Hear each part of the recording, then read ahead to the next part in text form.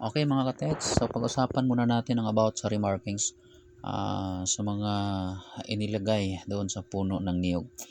Okay, ito po ay isa sa katanungan ng ating katets. Paano ba talaga malaman na ito po ay remarkings o gawa ng mga nag-remarkings noong 1972? No? Okay,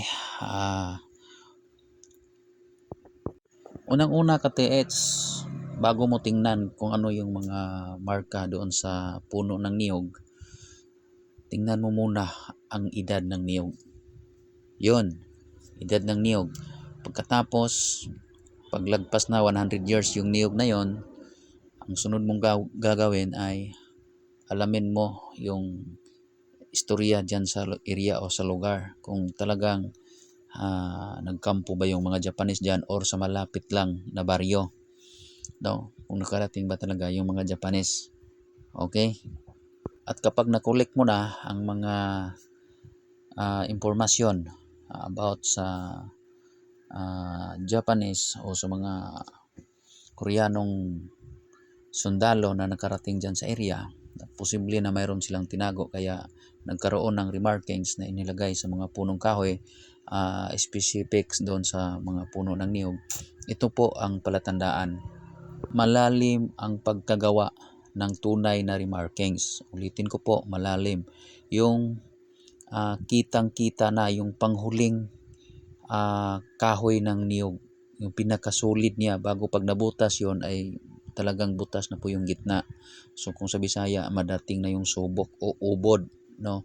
So kitang-kita, malalim, nasa mga almost 2 inch or 1.5 inches ang lalim ng pagkagawa. So yan po ay hindi basta-basta babalik doon sa natural na kanyang balat.